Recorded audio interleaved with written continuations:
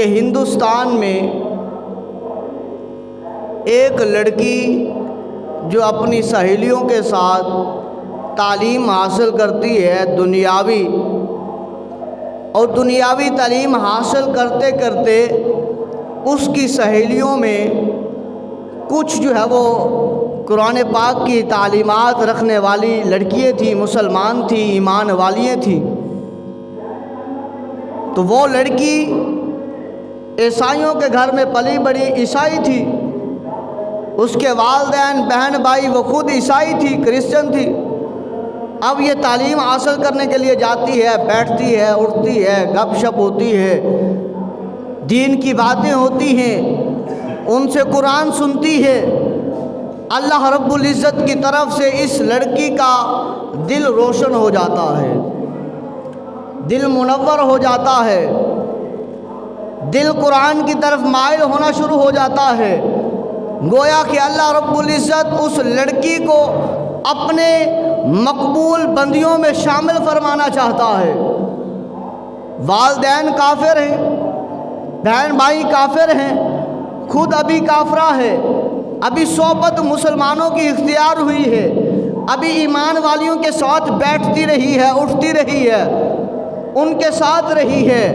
उन्हें कहा मुझे कुरान सुनाओ। जब वो कुरान सुनाती है खुश होती है, सुनती है और फिर छुप छुप कर कुरान पढ़ती है। हत्ता कि एक दिन ऐसा होता है कि ये लड़की कुरान पाक की हाफिज़ा बन जाती है और फिर क्या होता है, लेकिन अपने ईमान को छुपाती है। अगर मैं अपने ईमान को ज़ाहिर कर दूं तो मेरे वालिदैन ईसाई, बहन भाई ईसाई, और इसी तरह मेरे मामा ताए वो सारे ईसाई मुझे मार देंगे, कत्ल कर देंगे, सजाएं देंगे। लिहाजा अपने ईमान को छुपा के रखती है, जाती है वक्त पर कुरान भी पढ़ती है, नमाज का वक्त होता है तो नमाज भी पढ़ती है, अल्लाह अकबर, अल्लाह को याद भी करती है, रसूलुल्लाह सल्लल्लाहु अलैहि वसल्लम की ज़ात पर दुरूद व सलाम भी पढ़ती है। ये कदर उस लड़की से पूछे, नमाज की अहमियत उस लड़की से पूछें जो छुप छुप कर अल्लाह को सजदा करती है। कुरान की कदर उस लड़की से पूछें कि जो छुप छुप कर कुरान की तिलावत करती है, रातों को उठकर जागकर कुरान पढ़ती है कि अगर मैं दिन को अपने वालिदैन बहन भाइयों के सामने पढ़ लिया तो उन्होंने सुन लिया तो कत्ल कर डालेंगे। ये अहमियत तो देखें उसके पास क्या है, मिलता क्या, वक्त गुजरता रहता है।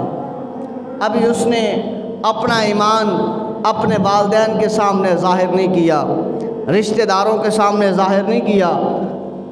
क्या होता है, इधर से अल्लाह तबारक व तआला की तरफ से हुक्म आ जाता है, ऐ मलकुल मौत, इस लड़की का वक्त पूरा हुआ है, लिहाजा इसकी रूह इसके जिस्म से निकाल ली जाए।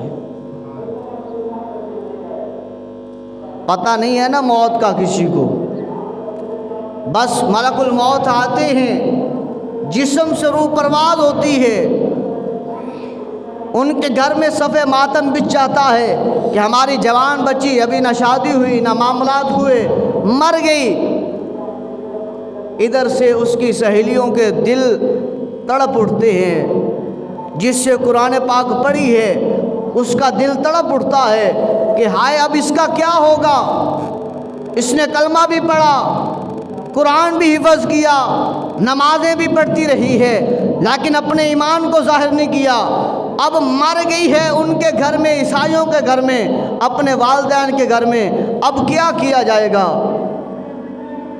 फरमाया जाता है, होता ये है कि ईसाई उसे अपने मुताबिक गुस्ल करते हैं, अपने मुताबिक उसका कफन करते हैं, अपने मुताबिक, और अपने ईसाइयों वाले कब्रिस्तान में उसे जाकर दफन कर देते हैं।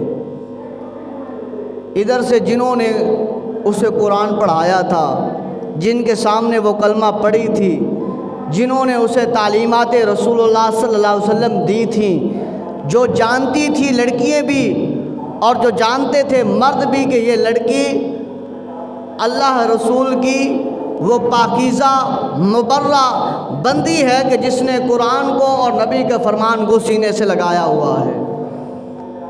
उन्होंने मिल बैठ के मशवरा किया कि अगर हम इनसे जाकर मैयत लें तो फसाद होगा क्या कि इन्हें अपने मुताबिक करने देते हैं। उन्होंने दफन कर दिया। इन्होंने रात को, मुसलमानों ने रात को चाहा कि इसकी कब्र को खोदें और इसकी मैयत को यहाँ से निकालें और निकाल कर इसका जनाजा अपने मुताबिक पढ़ें और पढ़कर इसे शरीयत मुहम्मदी के मुताबिक अपने मुसलमानों वाले कब्रिस्तान में जाकर दफन कर देते हैं। उन्होंने ये सोचा, फरमाया जाता है कि जब उन्होंने मिलकर रात के अंधेरे में उस कब्र को खोदा, ईसाइयों वाले कब्रिस्तान में जाकर उस लड़की की कब्र को जब खोला जिसमें उन्होंने लड़की को दफन किया था, तो क्या देखते हैं उसमें वो लड़की की मैयत नहीं है बल्कि एक नौजवान की मैयत है। उस ईसाइयों वाले कब्रिस्तान में जिसमें वो जवान लड़की को दफन किया गया है, जब उस कब्र को खोला जाता है उसमें वो लड़की की मैयत मौजूद नहीं होती, वहाँ पर एक नौजवान लड़के की मैयत मौजूद होती है। वो देखती हैं, पहचानते हैं और कहती हैं ये तो फलां है, ये तो फलां है, ये तो फलां का बेटा है। कहा ये तो मरा मदीना में है, इसका गुस्ल कफन तो मदीने में हुआ है, इसको दफन तो मदीने में किया गया है और इसकी मैयत इस कब्र से निकली है। तो उस वक्त के उलमा ने बैठकर उसका मुआवजना किया। उसने कहा देखो रसूलुल्लाह सल्लल्लाहु अलैहि वसल्लम ने फरमाया है कि जो बंदा ज़िंदगी में जिससे मोहब्बत करता है, जिसकी शक्ल अपनाता है, जिसको अपना आइडियल मानता है, जिसको अपनी पहचान मानता है, दुनिया में जिससे लगाव रखता है, फरमाया रसूलुल्लाह सल्लल्लाहु अलैहि वसल्लम ने कल क़यामत के दिन वो उसी से उठाया जाएगा। फरमाया उलमा ने देखो क्या इसकी दाढ़ी है, क्या इसने चेहरे पर सुन्नत रसूल सजाई हुई है? कहा नहीं सजाई हुई। कहा ये दाढ़ी को कौन मुड़ाता है? कहा ये ज़्यादा दाढ़ी को मुड़ाने वाले ईसाई हैं। कहा इसका ज़ेबतन लिबास देखो, कहा इसकी सूरत देखो, कहा इसकी सीरत देखो, कहा इसका चलना देखो, कहा इसका देखो कि ये किसके साथ बैठता रहा है, किससे मोहब्बत करता रहा है। कहा बताओ ये कुरान पढ़ता था, कहा बताओ ये रसूलुल्लाह सल्लल्लाहु अलैहि वसल्लम के फरमान पर चलता था, कहा बताओ ये जिहाद रसूल करने वाला था, कहा बताओ कि अल्लाह के घर से मोहब्बत करने वाला था। तो कहते हैं नहीं, हमने देखा है ये मोहब्बत करने वाला ईसाइयों से था, ये मोहब्बत करने वाला ईसाइयों से था, ये उल्फत रखने वाला ईसाइयों से था, ये कुर्बत रखने वाला ईसाइयों से था, ये प्यार करने वाला ईसाइयों से था। तो फरमाया फिर चाहे वो मदीने में मरा है, वो मदीने में उसको मौत आई है, लेकिन वो कब्र जो उसकी निकली है वो ईसाइयों के कब्रिस्तान से वो निकला है। क्यों? क्योंकि ये ज़िंदगी में मोहब्बत करता रहा है तो ईसाइयों से करता रहा है। इसने अपने चेहरे पर दाढ़ी नहीं सजाई, ईसाइयों को खुश करता रहा है, लिहाजा आज मरा है तो इसकी कब्र भी अल्लाह ने ईसाइयों में रख दी है। फरमाया वो लड़की यकीनन जो हज़रत फ़ातिमा ज़हरा सलामुल्लाह अलैहा की ज़िंदगी पर अपनी ज़िंदगी को लेकर चलने वाली थी, उनकी सीरत पर उनको अपना आइडियल मानकर अपनी ज़िंदगी को गुजारने वाली थी। तो फिर जब वो मरी है तो ज़ाहिरन वालिदैन ने, बहन भाइयों ने और उसके रिश्तेदारों ने, उसके करीबियों ने, खूनी रिश्तों ने दफन इस कब्रिस्तान में, ईसाइयों वाले कब्रिस्तान में किया है। लिहाजा वो ज़िंदा थी तो उसका दिल जो धड़कता था वो ईमान वालों के साथ धड़कता था, उसका दिल जो धड़कता था वो कुरान से धड़कता था, उसका दिल जो धड़कता था वो नबी के फरमान से धड़कता था। वो चलती थी तो रसूलुल्लाह सल्लल्लाहु अलैहि वसल्लम की सीरत को देखकर चलती थी, वो बैठती थी तो रसूलुल्लाह सल्लल्लाहु अलैहि वसल्लम की सीरत को नज़रों में लेकर वो बैठती थी। हजूर की शहजादी हज़रत फातिमा ज़हरा रज़ी अल्लाह ताला अन्हा की सीरत को सामने रख कर चलती थी। पता यह चलता है, फरमाया ज़ाहिरन वो मरी है, दफन कब्रिस्तान ईसाइयों के किया गया है, लेकिन वो अल्लाह के हुक्म से निकलेगी कहाँ से? वो मदीना तय्यबा से निकलेगी। उठेगी कहाँ से? वो सय्यदा तय्यबा खातून जन्नत हज़रत फातिमा ज़हरा रज़ी अल्लाह ताला अन्हा की कनीज़ों में उठेगी। वो उठेगी कहाँ पे उठेगी? वो फरमाया हज़रत आयशा सिद्दीक़ा रज़ी अल्लाह ताला अन्हा के कुर्ब में उठेगी। फरमाया वो उठेगी कहाँ पर उठेगी? फरमाया हज़रत वो खदीजतुल कुबरा रज़ी अल्लाह ताला अन्हा की पाक कनीज़ों में उठेगी। वो उठेगी तो कहाँ उठेगी? फरमाया वो कल क़यामत के दिन रसूलुल्लाह सल्लल्लाहु अलैहि वसल्लम की प्यारी अज़वाज मोहतरात में और प्यारी उम्महातुल मुमिनीन में और प्यारी बेटियों शहजादियों में और प्यारी नवासियों में, प्यारे सहाबियों में और प्यारी ग़ुलामों में वो वहाँ से उठेगी। क्यों?